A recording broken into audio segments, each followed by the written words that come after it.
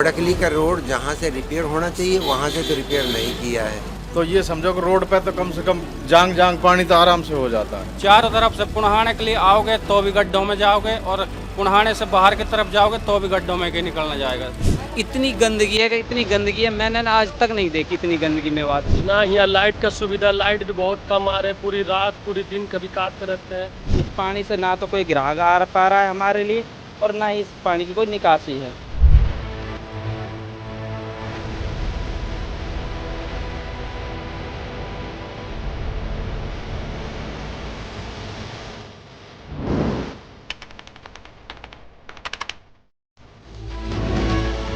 विधायक चौधरी मोहम्मद इलियास। पुन्हाना विधानसभा से कांग्रेस के विधायक चौधरी मोहम्मद इलियास साहब ने क्षेत्र में ना ही विकास किया और ना ही जनता के सुख दुख में दिखाई दिए। 2019 चुनाव में पुन्हाना की जनता से वादों की झड़ी लगाकर विधायक तो बन गए, लेकिन क्षेत्र से गधे के सींग की तरह गायब हो गए। ये महाशय कांग्रेस से आते हैं, इसलिए जनता को झूठे सपने दिखाना इनकी फितरत है। अब बात करते हैं विधायक के झूठे वादों की। अपने क्षेत्र पुन्हाना में महीनों से सीवर की समस्या को दूर नहीं कर पाए मोहम्मद इलियास। गलियों में गंदगी का अंबार लगा पड़ा है। गंदे पानी की निकासी का 5 साल में भी कोई समाधान नहीं हुआ। जब बरसात होती है तो ये समझो कि रोड पे तो कम से कम जांग जांग पानी तो आराम से हो जाता है, और पानी के निकलने के लिए कहीं कोई सुविधा ही नहीं है कि जहाँ के पानी निकल जाए।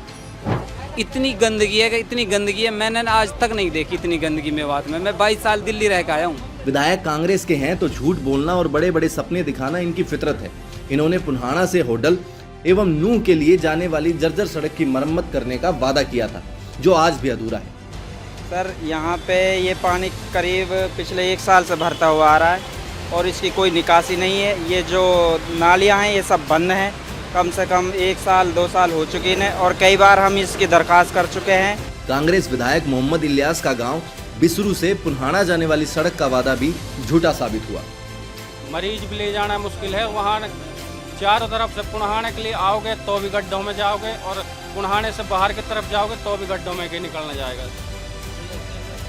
एक्सीडेंट तो वहाँ डेली वेज होते हैं। ऑन कैमरा आप 1 घंटा वहाँ खड़े रहो, आपको 2-4 बाइक पे सवारी गिरती पड़ती नजर आएंगे वहाँ। विधायक जी के क्षेत्र युवाओं को रोजगार मिले, इसके लिए उद्योग लगाने का वादा किया था, लेकिन ये वादा भी इनकी पार्टी की तरह हवा हवाई निकला।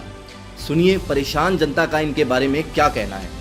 बड़कली का रोड जहाँ से रिपेयर होना चाहिए वहाँ से तो रिपेयर नहीं किया है, और जहाँ नहीं रिपेयर होना चाहिए, बगैर रिपेयरिंग के चल सकता है, वहाँ पर उन्होंने पैसे लगाए हुए हैं। दिन पहले यहाँ यात्रा निकली थी, हमारे ब्रिज मंडल की यात्रा निकली थी। उस टाइम पे कुछ उन्होंने करवाया था, लेकिन पानी उस टाइम भी नहीं सूखा था। उस टाइम भी ऐसा ही खड़ा था। यात्रा भी इसी पानी में लिकट के गई थी।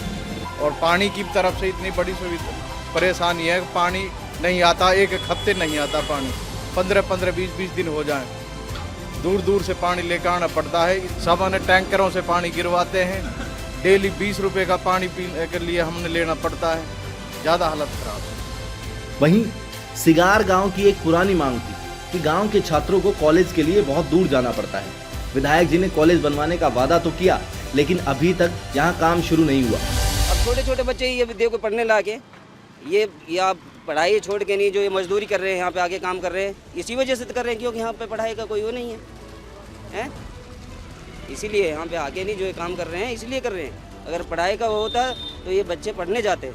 चौधरी मोहम्मद इलियास साहब कामचोर तो हैं ही, इनके ऊपर भ्रष्टाचार का आरोप भी लगते रहते हैं। वहीं विधायक पर व्यक्तिगत फायदे के लिए धर्म की राजनीति करने के भी आरोप हैं।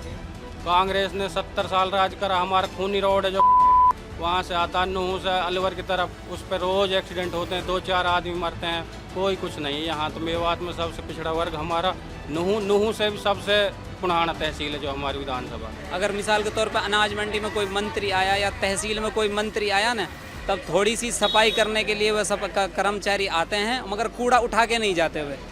पुन्हाना की जनता ने कांग्रेस विधायक के झूठे वादे देख लिए हैं। अब फैसला आपको करना है। क्या आपको चौधरी मोहम्मद इलियास जैसा जन विरोधी प्रतिनिधि चाहिए, या आपके सुख दुख में साथ खड़े रहने वाला जनसेवक?